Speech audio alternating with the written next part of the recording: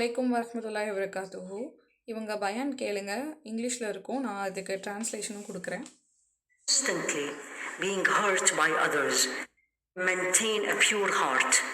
When constantly being hurt by others, எப்படி ஒருத்தவங்க நம்மளை அதிகமாக ஹர்ட் பண்ணிக்கிட்டே இருப்பாங்க, நம்மளை காயப்படுத்திக்கிட்டே இருப்பாங்க, அந்த மாதிரி இருக்கக்கூடிய உறவுகள்கிட்ட இருந்து நம்ம எப்படி நம்மளுடைய உள்ளத்தை நம்ம தூய்மையாக வச்சுக்கிறது, நம்ம எப்படி நம்ம மனசை தூய்மையாக வச்சுக்கிறது அப்படிங்கிற கேள்விக்கு ஆன்சர் பண்ணுறாங்க. I understand that Allah is testing us. என்னால் புரிஞ்சுக்க முடியுது, அல்லாஹ் நமக்கு இது கொடுக்குற ஒரு சோதனை தான். But sometimes it becomes overwhelming. So சில நேரங்களில் இது ரொம்ப நம்மளோட மனசை காயப்படுத்தும். true. This is part of life. This is why this dunya is not a place of happiness. இது நம்மளோட வாழ்க்கையில் ஒரு ஒரு பார்ட்டு தான், ஒரு பகுதி தான். அதனால தான் என்ன அப்படின்னா, நம்ம வாழ்க்கையில் நம்ம இந்த துன்யாவை, இந்த உலகத்தை நிரந்தரம் இல்லைன்னு சொல்கிறோம். மகிழ்ச்சிக்கான ஒரு இடம் இது இல்லை அப்படிங்கிறதையும் நம்ம இந்த துன்யாவை சொல்கிறோம் அப்படிங்கிற மாதிரியும் சொல்கிறாங்க. It's not eternity, it's temporary. But இது நமக்கு நிரந்தரம் இல்லை, டெம்பரரியான ஒரு உலகம்தான். question is, how do I keep my heart pure? Very nice ஆனால் இந்த கொஸ்டின் ரொம்ப நல்ல கேள்வி. question. எப்படி நம்மளுடைய உள்ளத்தை நான் தூய்மையாக வச்சுக்கிறது அப்படிங்கிற இந்த கேள்வி ரொம்ப நல்ல கேள்வி. When someone really hurts you and they are in your face, especially let's say it gets very hard when they are your member of your family.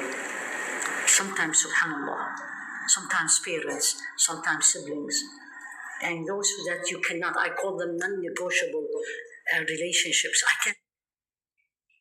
என்ன சொல்கிறாங்கன்னா, உங்களை காயப்படுத்துகிற இந்த உறவு உங்கள் குடும்ப உறுப்பினராக இருப்பாங்க, அவங்க முன்னாடியே இருப்பாங்க, அவங்க குடும்ப உறுப்பினராக இருப்பாங்க. அப்படிப்பட்டவங்களாக இருக்கும் பொழுது அது சில நேரங்களில் உங்களுடைய ரொம்ப நெருங்கிய உறவினர்களாக இருப்பாங்க.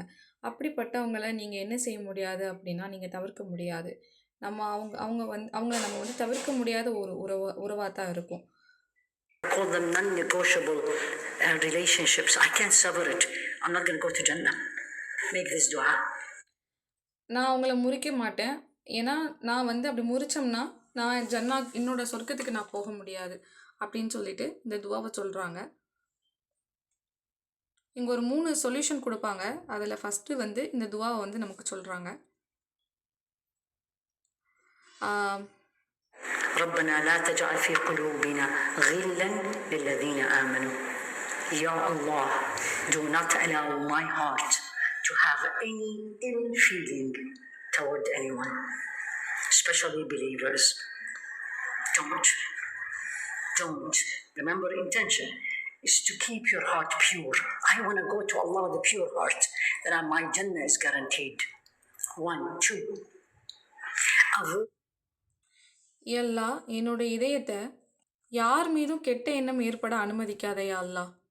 முக்கியமாக அவங்க நம்பிக்கையாளராக இருக்கும் பொழுது அவங்களுக்கு எதிராக என்னோட இதயத்தை கெட்ட எண்ணங்களாக கொண்டு வராதையா அல்லாஹ் அப்படின்னு துவா கேட்க சொல்கிறாங்க. நீங்கள் நினைவில் வச்சுருக்கணும், உங்களுடைய நீயத்தை எப்படி இருக்கணும் அப்படின்னா, உங்களுடைய இதயத்தை தூய்மைப்படுத்துவதாக இருக்க வேண்டும். நான் தூய்மையான இதயத்தோடு இருக்க விரும்புகிறேன், நான் தூய்மையான இதயத்தோடு அல்லாஹ்ட்ட செல்ல விரும்புகிறேன். அப்போந்தான் என்னுடைய சுவனம் ஜன்னத் உறுதி செய்யப்படுது அப்படிங்கிற ஒரு துவாவை சொல்கிறாங்க. இரண்டாவதாக ஒரு சொல்யூஷனும் சொல்கிறாங்க. என்ன சொல்கிறாங்கன்னா, 1, 2. Avoid things that will bring harm to your heart.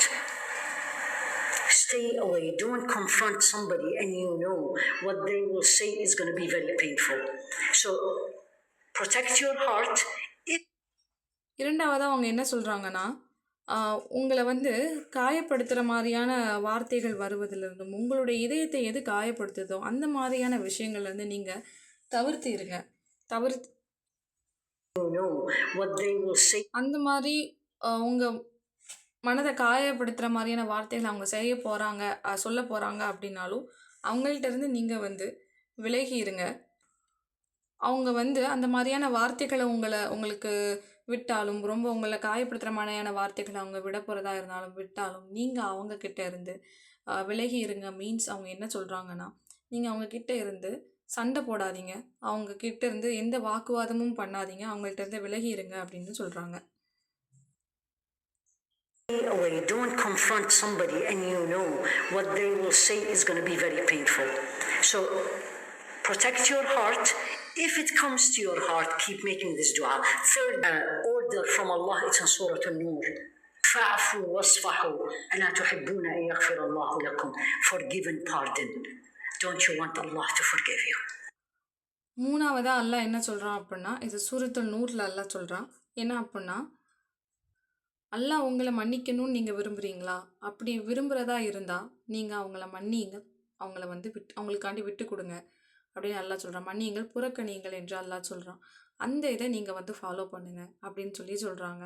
ஆனா உண்மையிலே அதாங்க. நம்ம எல்லாருமே வந்து நெறைய தப்பு பண்ணுவோம். தெரிஞ்சும் தெரியாமலும் பண்ணுவோம். அது இறைவன் நம்மள மன்னிக்கணும் இல்லையா? அந்த இறைவனுடைய நாட்டத்துக்காக, இறைவன் நம்மள மன்னிக்கிறதுக்காக நம்ம பிறர மன்னிக்கலாம். பிறர் நமக்கு செய்ற கொடுமைகள மன்னிக்கலாம். பிறர் நம்மள காயப்படுத்தக்கூடிய வார்த்தைகள நம்ம என்ன செய்யலாம்? மன்னிக்கலாம். நம்ம பிறர் நம்ம வந்து காயப்படுத்தும்போது, நம்ம அவங்களுக்கு எதிரா எந்த ஒரு வாக்குவாதத்திலயும் ஈடுபடாம, இறைவன்ட்ட வந்து நம்ம துவா செஞ்சுட்டு அவங்கள புறக்கணிச்சுட்டு போறது எப்பவுமே நல்ல விஷயங்களா இருக்கும். அதுவும் நம்ம நெருங்கிய உறவுகளாக இருக்கும் பொழுது, நம்ம அவங்கள மன்னிச்சு தான் ஆகணும். மன்னிக்கும்போது அல்லாஹ் நம்மள மன்னிக்கிறான். அல்லாஹ்வுக்காக நம்ம மன்னிக்கணும். இன்னும் என்ன அப்டின்னா, அல்லாஹ் நம்மளோட உள்ளத்த வந்து தூய்மையும் படுத்துறான் இது மூலமா.